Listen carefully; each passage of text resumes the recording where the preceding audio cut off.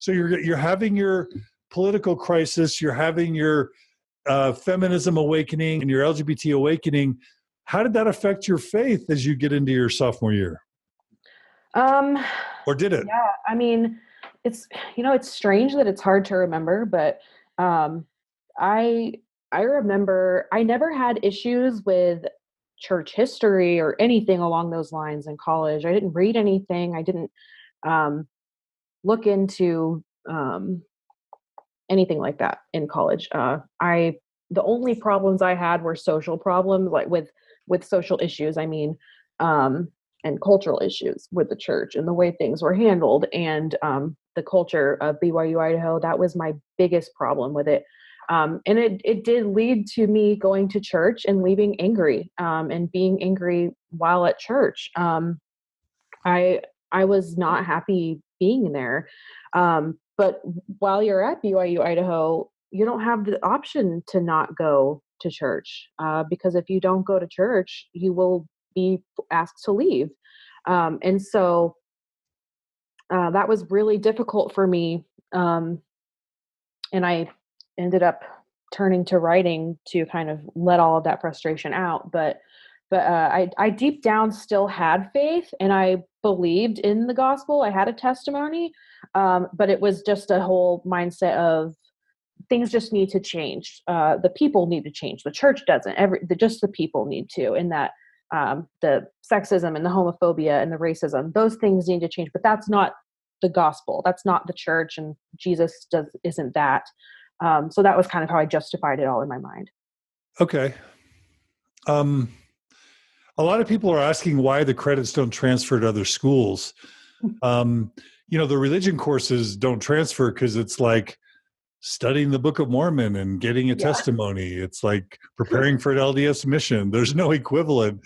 And you have to take like 8 of those types of religion courses over a 4-year period, one per semester, basically.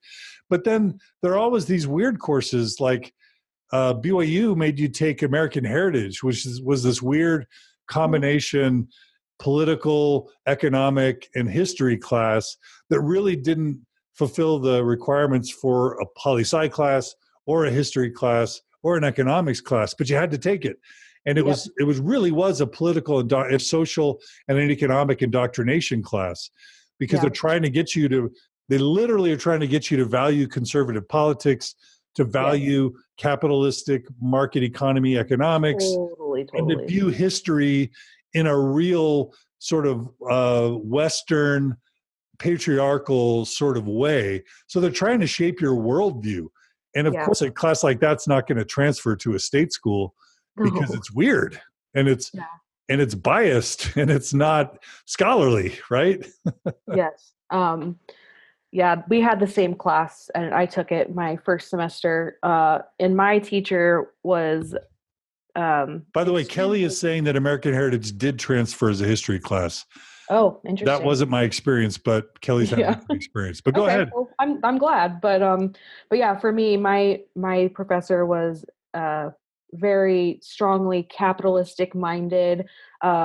We would watch videos of Justice Scalia, and he would just like praise him up and down, like about how great he was. And I didn't know anything about Justice Scalia back then. I didn't know the difference between any of them.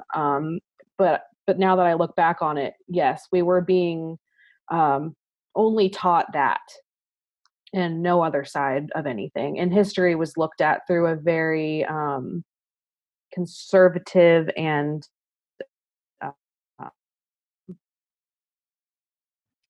just that the founding fathers were all perfect and everything was great and nobody ever did anything wrong. Yeah. Blake writes, BYU-Idaho general ed math classes are mostly a survey course of math, finance, geometry, and stats. Math for the real world, he writes. For science, it's the same, a survey course that doesn't have an equal at other schools. Blake said he had to retake science courses like biology because BYU-I science isn't the same as other general education courses. So that's Blake's experience. Yep. I did take math for the real world as well my first semester. Yeah. So it's just weird private school, religious private school stuff. Yeah. Yeah. Definitely. Okay. All right. And then Kelly writes, my son lost at least an entire year when he transferred schools because he couldn't live with BYU rules and atmosphere anymore. He was absolutely miserable there. Zero friends made because he was just too different. He kept his hair long. He refused to cut it, kept it in a beanie or wore it in a man bun. As you said, that later got outlawed when he started BYU. He had short hair and felt entirely different. He wasn't trying to be a rebel, but was a connection to his friends here in Texas, and he was so lonely at BYU-Idaho. Thanks for sharing, and I'm so sorry that your son had that experience, Kelly, but your comments help contribute. Yes. Okay, so tell me how you survived BYU-Idaho, Lindsey. Well, it really was my college newspaper that helped me. So how'd you get involved in that? Yeah, so I took it was like a 100 level communications course my second year of college, right before I got my associate's degree, because I was planning on leaving and maybe doing hair or something, because my mom was a hairstylist growing up. And so I thought, I don't really know what I want to do. Maybe I'll just do that and get my associate's degree and leave. Yeah, because you need to just be a good wife and a mother, and a career isn't really what you should be doing. So if you're not going to be an elementary ed teacher, then you should be a hairstylist or something. Right. And I loved the idea of that. It sounded great. And I wasn't finding anything that I really wanted to do at BYU-Idaho. So I figured I might as well try that and go back home to Florida. But as I took that class, I fell in love with the communications department and the courses.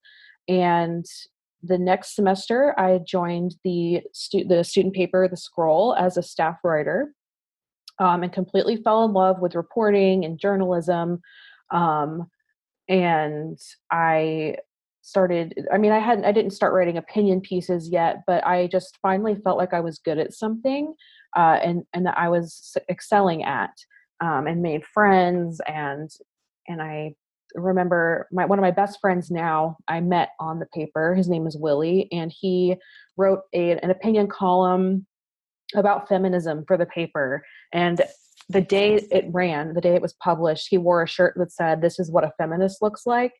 And I was immediately like glued to him from that point on, because I had found like my feminist buddy. And from then on, I joined the paid staff as an editor, and just made all these wonderful friends that thought the same way as me, or at least similarly to me, or at least liked listening to me talk, and liked what I wrote, and were open to learning and listening. And I started writing opinion pieces that were viewed as very controversial. So talk about those. What were those? So I wrote a lot about feminism. I wrote an entire what we called them exclusives, which was basically a story focusing on an important issue that was longer, and usually we had like 2 students working on it to write it, and we wrote another person on staff and I wrote this together, and it was all about what feminism is, and all. It seems very elementary and like feminism 101, but like at BYU-Idaho, you kind of have to start there, because most people don't even know that feminism is something that's not burning bras. They don't know that, and they're not familiar with it being accessible to them, or being something that is not bad. So we wrote about how it's not exactly what you think, and you can be a feminist too. You probably are a feminist and don't even know it. And just trying to make it as normal as possible, and encouraging people to see the other side of things. So that was one. I wrote an editorial piece. Wait, what was the reaction to that? It was always mixed. I definitely, the Scroll Facebook page always has a lot of commenters on it. A lot of commenters who think that the Scroll is just this liberal newspaper. And it really just depends on the staff at the time. But when I was on staff, it kind of was, because those are the topics we were interested in. Those are the opinion pieces that we wanted to write. We tried to keep our news stuff as neutral as possible, but when it comes to opinion pieces, that was what we wanted to write about. So that's what they thought of the paper. And so a lot of people were not happy about it, you know, saying that we were wrong, that feminism was actually bad and destroying society, destroying the family, destroying womanhood, et cetera, destroying the role of mothers. And another column I wrote was about dating, and it was about how men need to take no for an answer when a woman says, no, thank you, I would not like to go on a date with you. Consent, a very important topic. Yes. And that one got a lot of negative response from men at BYU-Idaho, at least on Facebook. Was not popular for that.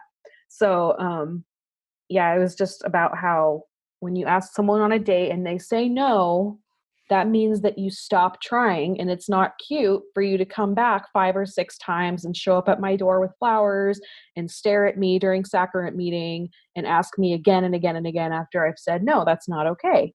And many people, well, I have a lot of success stories that we would be married now. I didn't keep trying. And wait, you broke up. You broke up for a second. You broke up for a second. Say that again about success stories. Well, some people commented saying that they and their spouse would not be together had the other spouse not persisted and kept trying, as kind of like oh, you're wrong. Sometimes it's okay to do this. But I was just kind of writing from personal experience, because it did happen to me a couple times at BYU-Idaho. But yeah, I got a lot of negative comments on some of those. People were not a fan of my work. Of encouraging consent and respect of women's boundaries? Yes. Not a popular stance to take. How do you argue against that? I'm just curious. You would be very surprised when something reads as, oh, that liberal stuff that I see in the mainstream, BuzzFeed articles. If it all resembles that, then they're not happy. They think that it's liberal, it's feminist, it's not. I don't want anything to do with it, even if it is really a reasonable thing. When you see something that looks like something from the other side, you don't want to see it. Yeah. That was my experience. Okay. All right. Yeah. So you're publishing more and more editorials or stories that are controversial. Yeah. How does that? So what happens next? Well, a couple other examples. Sorry. I want examples. Okay. I wrote an editorial about how Planned Parenthood should be funded by the government. That one was really unpopular. What? That's like pro-abortion or abortion rights in freaking Rexburg. Yeah, that one was interesting. But what was the response?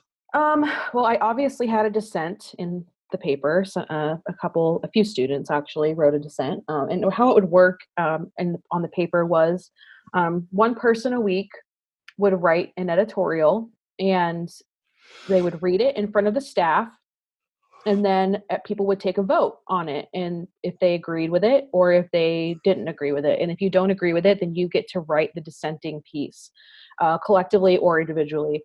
And so I welcomed it. I always wanted a dissent. If I didn't get one, I kind of saw that as a failure on my part for not having a interesting enough opinion for someone to disagree with me. So I mean, awesome. I knew that one would get dissents, and it definitely did. And I tried to get the message across that I'm not saying that I am pro-abortion, whatever that even means.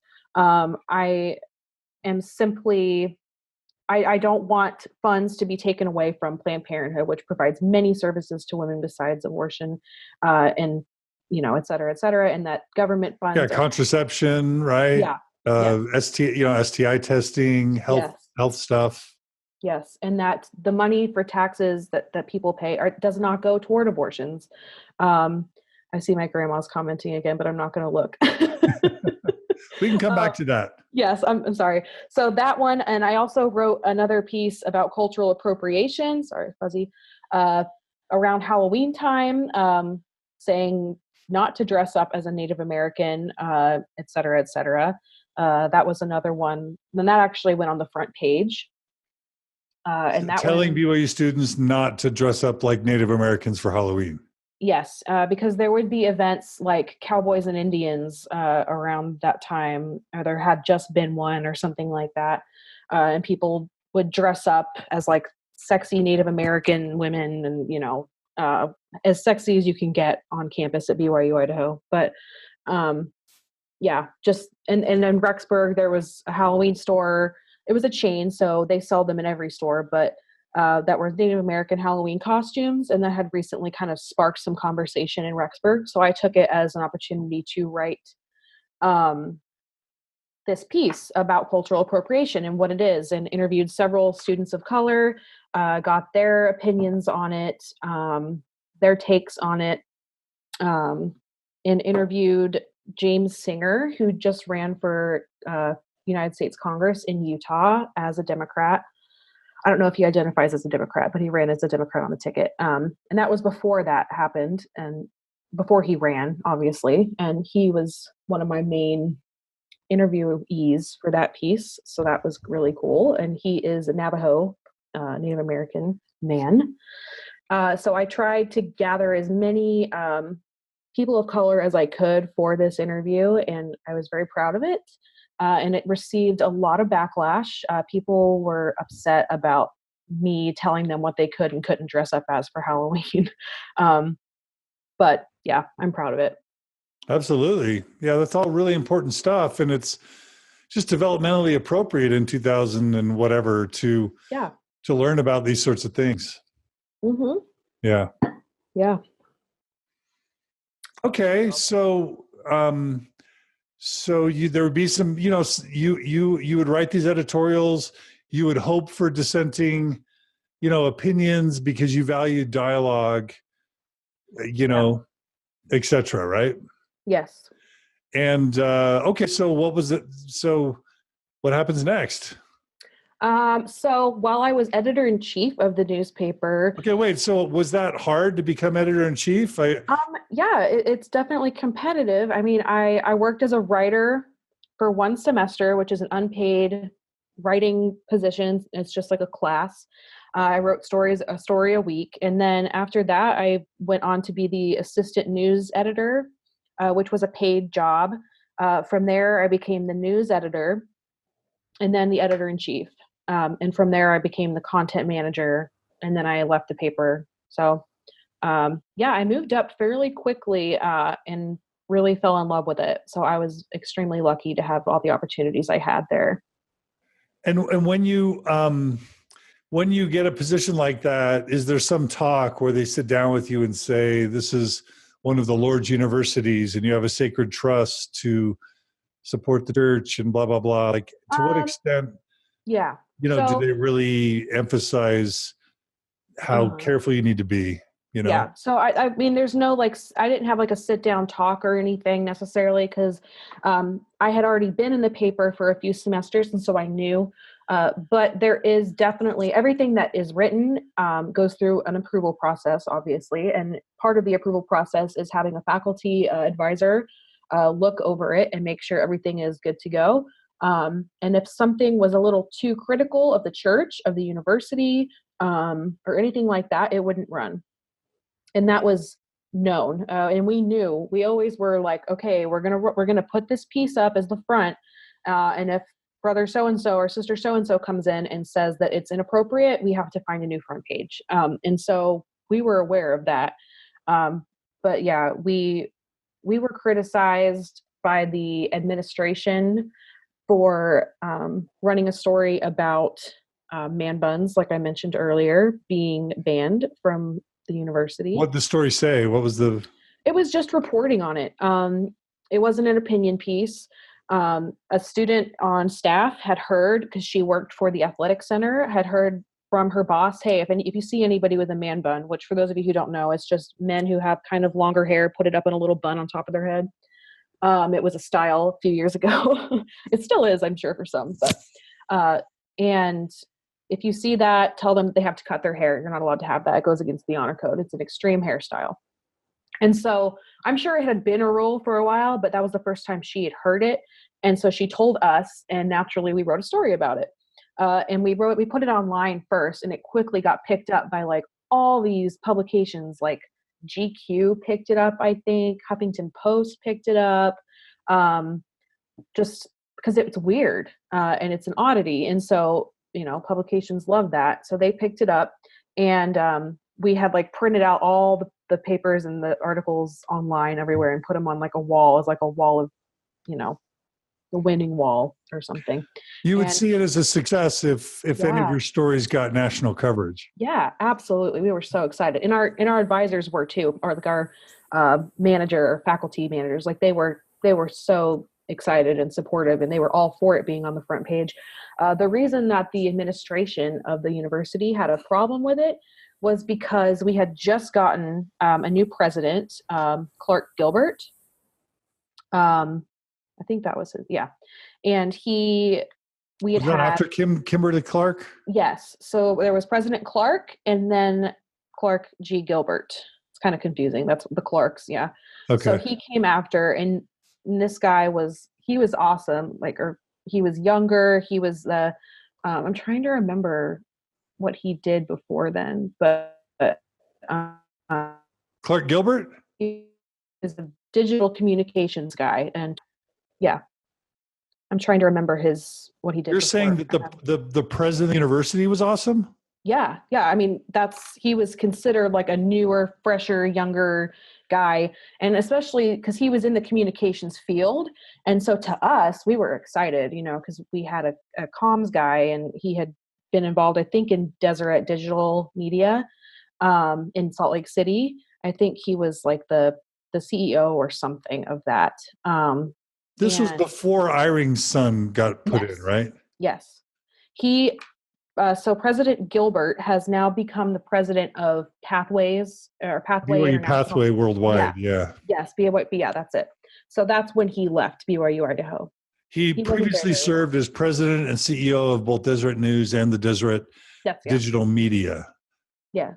And he had been a professor at Harvard Business School. So sounds like a sharp guy. Yes, he was incredibly smart, funny, personable. That must have been nice. It was after President Clark, bless his heart.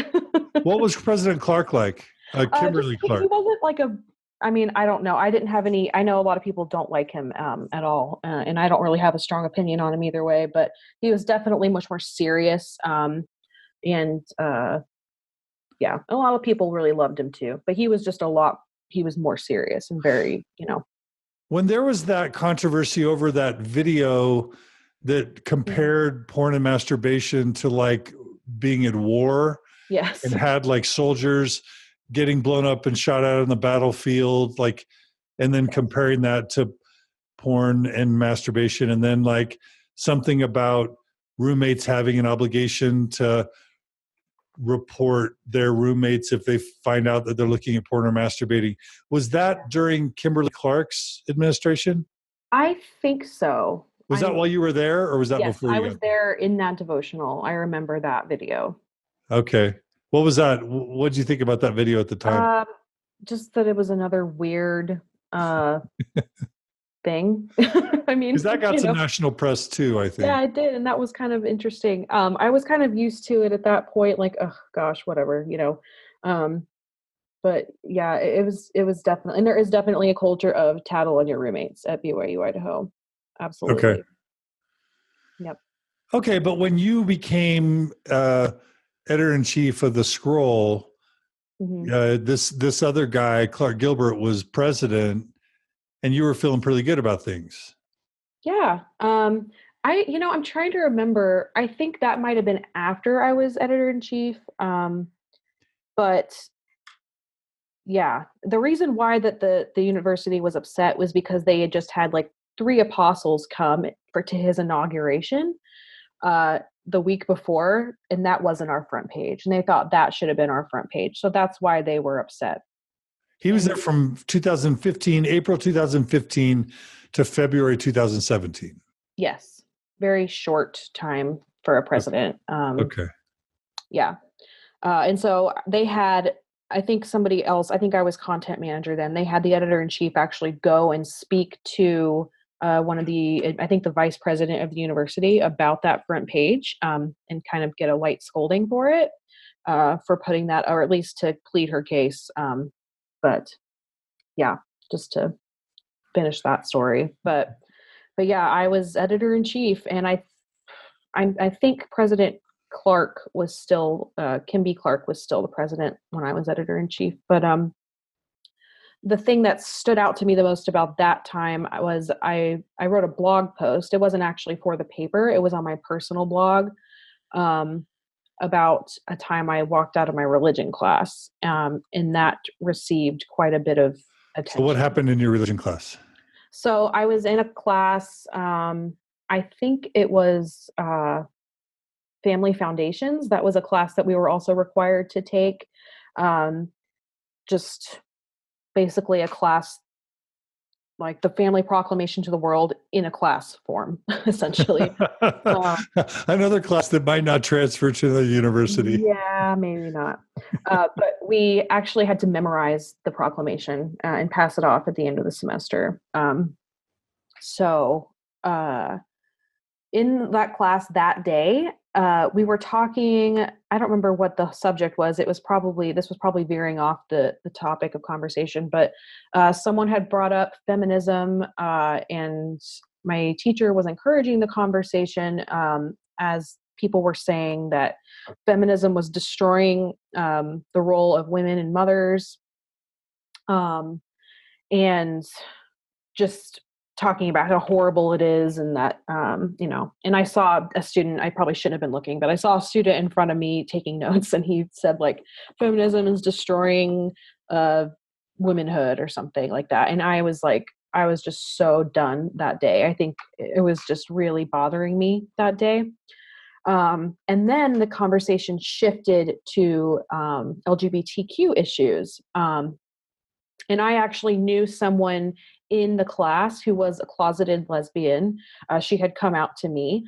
And so it made me increasingly uncomfortable for her, but also just angry in general. And it was right after Caitlyn Jenner had come out as transgender and revealed her new name. And it was right after that had happened. So people were talking about it, and it got brought up.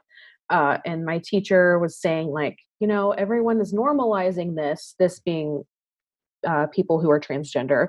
But when you think about it, it's really kind of weird.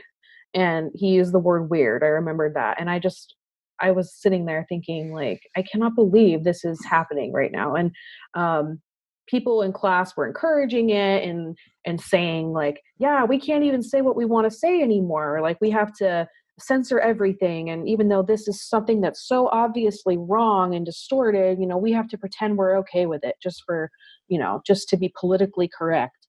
And so at that point I was on the verge of tears. I could feel that I was bright red. And I walked out of the room and went to the bathroom and cried for a minute. And then I went back to the newsroom, where I worked for the paper, because it was kind of a place where we all just kind of hung out all the time. And I told someone about it. And then I probably too quickly started writing about it, just on my blog. And it might have just done it to blow off some steam. But I ended up publishing it almost right away, about why I walked out of my religion class and what was said and why it bothered me. And really quickly, it started getting shared really a lot, like more than I had experienced in the past with other posts of mine. It had kind of a clickbait title, Why I Walked Out of My Religion Class, but before I knew it, I had hundreds of shares, hundreds and hundreds of comments, maybe even thousands on the post itself on WordPress. I had people who were in my class say, oh yeah, this girl, she's in my class. I saw what happened. She was totally overreacting. And I was terrified. Like I was like, oh my gosh, I can't believe I did this. Like I posted this and now I'm going to get kicked out of school. Like, everyone is going to know I wrote it, and people are going to, I don't know. I don't know what I was afraid of. I just didn't want people to look at me and be like, oh, that's the girl who wrote that thing. And The next morning, my religion teacher, actually emailed me, and I opened the email, and the first thing I saw was the link to my post in the email from my religion teacher, and my heart just dropped. Like, I was just like, oh no, like this is it. And and he was saying, I'd really like for us to talk about this. I feel like there's a big misunderstanding. I'd like for us to work this out and talk about it, and I'd like you to take the post down. And I refused to take it down. Obviously, it's still up. And I said, I won't be taking it down. What was the name of the post? Why I walked out of my religion class today. I have the link right here. I can post it. I'll do it. Keep talking. Okay. So, I told him, I'm sorry, I'm not going to take the post down. I'm sorry if it's made you uncomfortable. I did not mention his name in the post. I didn't say who my teacher was. And I realized that, I don't remember how I came to this conclusion, but oh yeah, he said that another faculty member had showed it to him, and that's how he saw it. So another faculty member showed it to him, not knowing that it was about his class. Wait, you broke up. Kind of interesting to me. You broke up. Say that again. Sorry. No, I said another faculty member showed him the post, not knowing that it was his class that the post was about. And so he was upset for sure, and he wanted me to take the post down. But I did not meet with him because I was afraid, frankly, to meet with him. But I went to another faculty member that I trusted and that I really liked, and he really liked me. And I went to him, and he was like, so what are you going to do? Because I didn't even have to tell him about it. He already knew, because it had just gone everywhere within the small circle of BYU-Idaho. And he's like, I think you need to get ahead of it before it gets up to the honor code office. And I was so terrified. I just thought, like, I'm going to get kicked out of school, and I'm not going to have anybody to defend me for this. Like, I thought my parents are not going to defend me. They're going to say, why did you write this? Like, what were you thinking? And my mind was just going like through all the worst possible outcomes. But I ended up that professor who I had a close friendship with at that point, he set up an appointment for me to talk to the dean of the religion department. And so I went and met with him and told him the situation. And he basically said, like, yeah, I would say that it was a little harsh, and I think you might have written it a little prematurely, and you need to maybe try to be a little more understanding and not as quick to judge or whatever.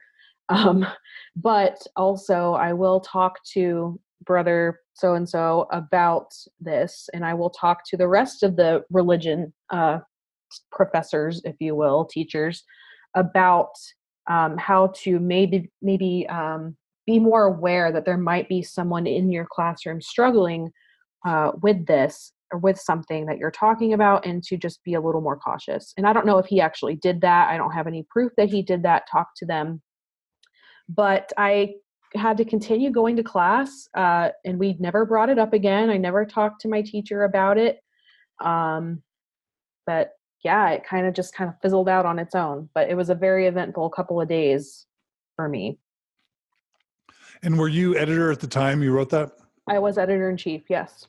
So that is kind of bold, but also completely courageous and understandable. Mm-hmm. I can't find that link, by the way. So if you can share it, that'd be great. Okay.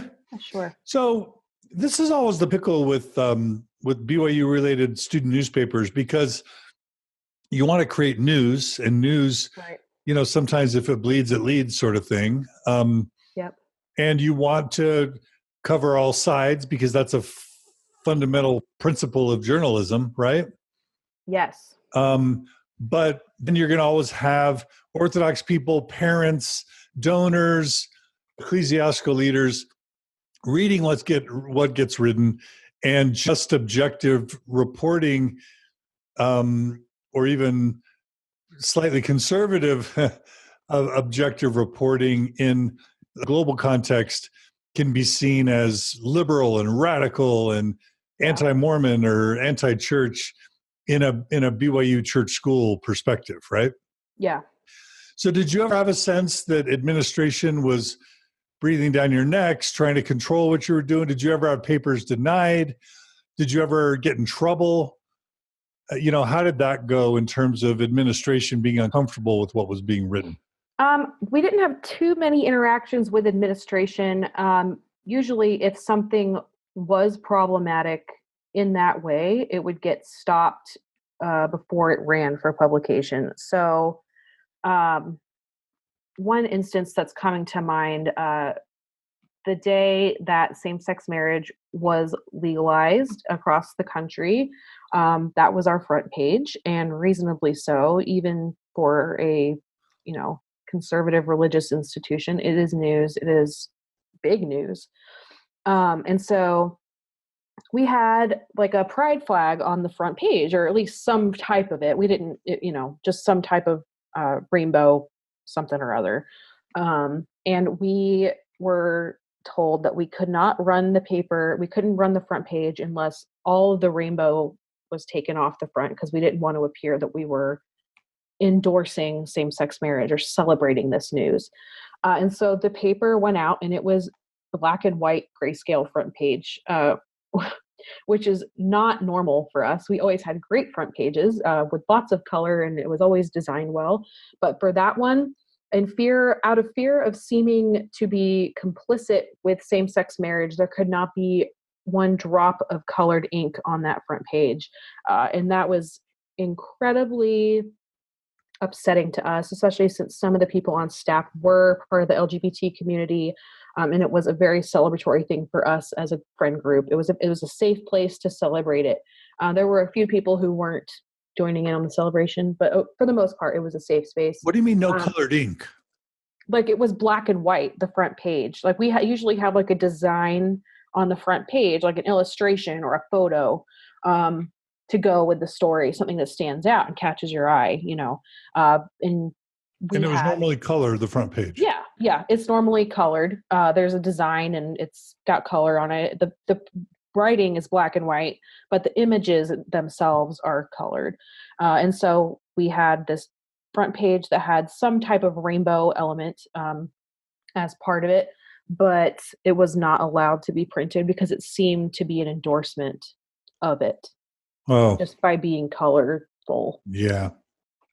So we had to remove that. In trouble, had a couple times where we had a faculty member tell us that we couldn't run something at the last minute, and but nothing too out of the ordinary or too extreme, I would say. Okay, good. Yeah, that's nice. Yeah, they were great. We had great faculty mentors, I think. Let me ask, so during the time you were there was a lot of crazy stuff happening in Mormonism. The church had come out with its essays by 2013. Kate Kelly, would have been excommunicated in 2014. I was excommunicated in 2015. And of course, the Supreme Court stuff and LGBT stuff all happened. Was any of that penetrating the consciousness of the BYU-Idaho students as far as you could tell? And was any of that penetrating your consciousness at all? I had no idea about the essays at all. Didn't know they existed. Awesome. Didn't know you existed. Had no idea who you were or anything like that. Even after I was excommunicated? Even then, never heard of it. That story was in the New York Times multiple times. Like it was a global news story. Same with Kate Kelly, even more so. And I'm not speaking for everyone, but just me, like Kate Kelly, I definitely heard of. As a Mormon feminist, I had heard of her. So what was that like for you when she was excommunicated? I didn't consider myself to be part of the ordained women movement. I remember that. How come? That was just a little too much for me. Okay. I was of the mindset, how I was justifying it was, oh, well, they just don't get it. You know, they don't understand the gospel. Otherwise, they wouldn't be asking for the priesthood, which now looking back on that, I think that's horrible to think. But I mean, I was just adopting thoughts here and there from what other people were saying. So you were a good feminist, meaning that Yes. you were still deferent to the patriarchy, to the Yes. Mormon patriarchy. Yes, I was a very good Mormon feminist. Okay. I thought I could be the one who could do it all. You know, I could be in good standing, be a follower, be orthodox, and still be a feminist. And I did it for a while, but it was not sustainable for me. Yeah. Okay. So when she got excommunicated, I remember some people talking about it in class and just being so angry with her. Like, and I remember actually defending her. Like, I can understand why that they're asking for this. I mean, and I understand, I don't think there's anything wrong with it. You know, I don't personally, I would think I don't personally want the priesthood, but I understand asking for equality and for asking for policies to change. And then that was another thing. I was like, well, there's a difference between changing policy and changing doctrine. And, you know, giving women the priesthood would be changing doctrine, but we, you know, and I had no idea at all that doctrines have been changing for years and years. I know. Okay, you broke up for a sec. Say that again. You said I had no idea that what? Oh, I had no idea that doctrines have been changing for years, and I just didn't know about that. Right. But, you know. That's pretty remarkable that so much of this happened completely, and BYU-Idaho students are completely oblivious. Like you didn't care. Yeah. I mean, you were a newspaper reporter. You were an editor of the paper.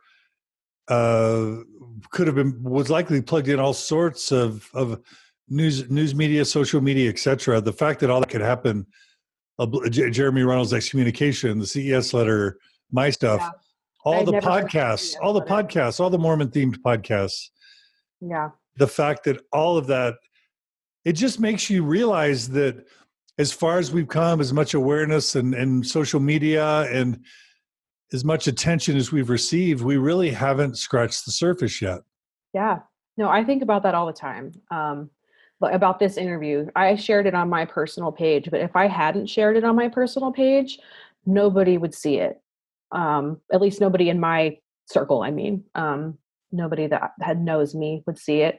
And as far as I was concerned, I didn't know about the excommunications happening. I had no idea. And I figured if they were getting excommunicated, there was a reason, you know, and I just dismissed it that way, just for my own comfort, because I was afraid that people were just waiting for me to leave because of how liberal I was. Like, I felt like people just saw me as a ticking time bomb. Like, oh, well, she's going to leave eventually, you know, and I wanted to prove them wrong. So I kind of blocked that kind of stuff out. Okay. So any other stories you want to tell? I want to talk a little bit more about BYU-Idaho culture, but yeah.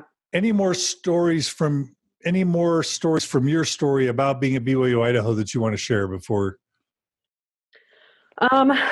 Well, yeah, I mean, I wanted to mention an instance of, I don't know if this is a good time to bring it up. I know somebody who was actually assaulted at BYU-Idaho as a member of the LGBT community. And it's something that people don't think happens, but it does. So I don't know if now's a good time to mention that, or if we should wait till later, or whatever. Let's stick with your story and then we'll come back to that. I'll make sure to mention it. Sounds good. Yeah. Yeah, I think other than that, I mean, nothing too. Yeah, the paper was the majority of my time there. Okay. But you were able to finish, all your coursework and graduate and hang on, right? Yes. And there was no like full-blown faith crisis for you. You left BYU-Idaho as still maybe a liberal progressive, but as a believing member, right? Yes, definitely. I received my endowment actually in 2015, in December of 2015. So that was right after the November 2015 policy. Yep. Yes, I do remember that being particularly challenging for me. but I found a way to comfort myself through it. I remember when it broke, it leaked actually, that policy. And because I was working at the paper and we were there, it was late at night, and I remember seeing it somewhere and thinking, oh, that can't be true because it didn't come from Mormon newsroom. Um, there's no way that that's true, and plus it sounds horrible. And I remember other people in the area who were conservative, devout Orthodox Mormons, not progressive Mormons at all, saying, oh yeah, the church would never say something like that, that can't be real. And plus it didn't come out the way other policy announcements come out, so I don't believe it, it's not real. So we called, I forget his name, the PR head honcho of the church. Do you know his name? Michael Purdy, maybe? No, it was something else, whatever. Oh, Blake. Otterson. Michael Otterson? I don't know. Okay. It was a guy, I don't know, whatever, someone. And so I called him and he confirmed that it was real. And then the following day, things started to come out. But by that evening, I had discovered that it was, in fact, authentic, real. And I remember crying in my car about it. And just being like, is this going to be the final straw? Like, is this going to be what tips me out of and makes me want to leave? Or like, what's it going to be? I just remembered, if this is so hard for me, I know that eventually they're going to do something that I just will not be able to justify anymore. And I just was terrified. Like, I'd never actually thought about leaving. That thought had never crossed my mind, even as a progressive Mormon. I might have fantasized about it a couple times, like, oh man, I wonder what it would be like if I left. And then I'd be like, well, that's never going to happen. I can't do that. So at that point, I was really faced with, I cannot be an LGBT ally and then keep giving my money to this organization that is doing something like this. That was the first time I had confronted those feelings of mine. And I remember I went into my apartment, I went in my room and I prayed and I cried and was praying and reading the scriptures. And I came across a scripture that managed to put a Band-Aid on my concerns for the time being. And it was, I forget what the reference was, but it was, ye are little children, you cannot bear all things now, or something like that. And then it was like, I will, something along the lines of, all of my children will be protected. I will, something along those lines. And that really helped me. And it was uplifting. And it felt like the Spirit was speaking to me about that. And that, in this lifetime, it might be bad, but things will work out in the next life, or things will all work out. And nobody who is a good person is going to be lost. So it's okay. I mean, if it's all going to work out in the end, it doesn't really matter, which is not true, but it's just a justification that I had for that. And I had already planned on going to the temple at that point. So it was set. And then I went the next month. Right. Cool. Okay. And and when did you graduate? July 2016. Okay. So you were there another semester or so. Yes. Okay. I actually spent a semester in New York City interning with Fox News. Which is, oh, wow. Fox News. What was that like? Like the Fox News.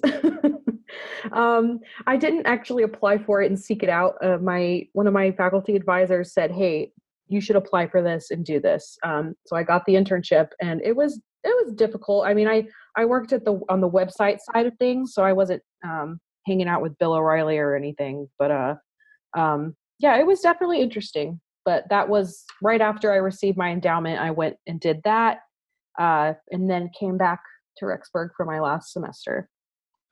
Okay. Yeah. All right. So, and you graduated. So anything else about your story that you want to share about BYU-Idaho? No, I met my husband my last semester. We went out on our first date my last week there. I asked him out, and it was kind of just a last semester right before graduation thing. Like, oh, I might as well go out with a bang and ask somebody on a date, and asked him out. And then we were married that December. So that was like the very tail end of my BYU-Idaho experience. That must have been nice to be able to find somebody. Yeah, at the very end. Yeah. All right. Lots of comments are coming in. One of the things you'll find interesting, Mike Reyes has been commenting. I guess, was he one of your predecessors as editor? Yes, he was on the scroll with me. Okay. Still a good friend of mine. Yeah.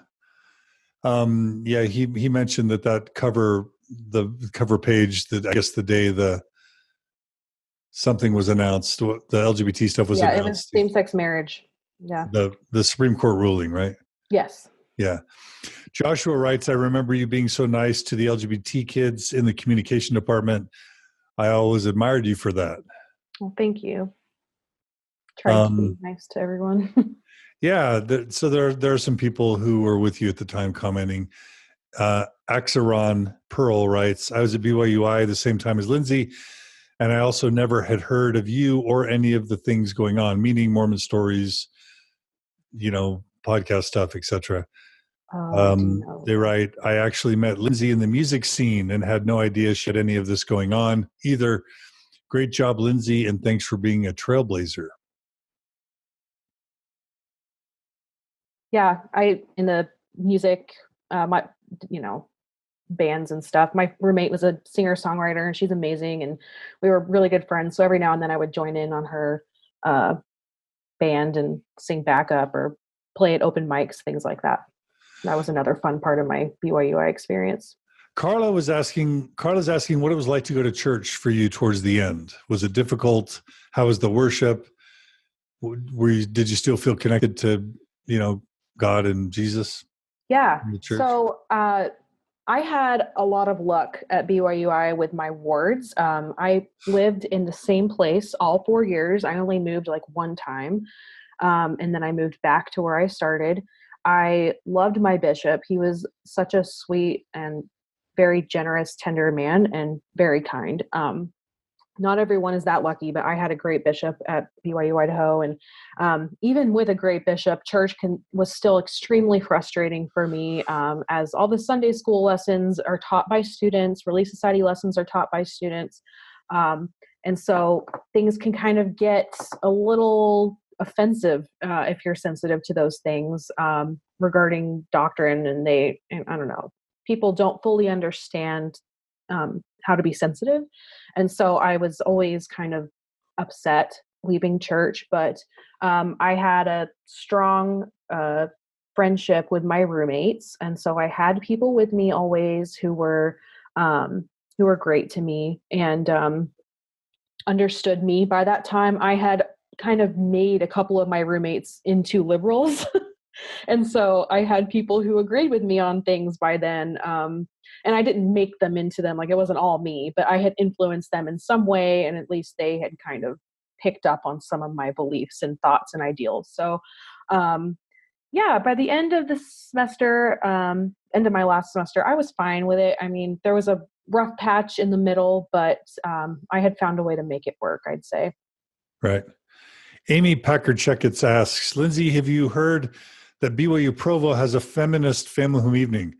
I've thought of starting one here in Rexburg, but I'm not even sure if it would be well received. I'm totally supportive of the LGBT community. Wish I could get involved with the LGBT community at BYU-I, but I'm not a student there. My husband is. Uh-huh. Yeah, I actually have heard of Feminist FAG, and I think that's a great idea. I would totally encourage you to do that. That would be great. I recommend finding people on Twitter. There is a strong progressive Mormon, feminist Mormon presence on Twitter. Feel free to follow me, and then I can introduce you on there to some of my friends who go to BYU-Idaho who are feminists. I'd be happy to do that. And I can type my handle in right now in the comments. Okay. Yeah. So let's talk about that for a second.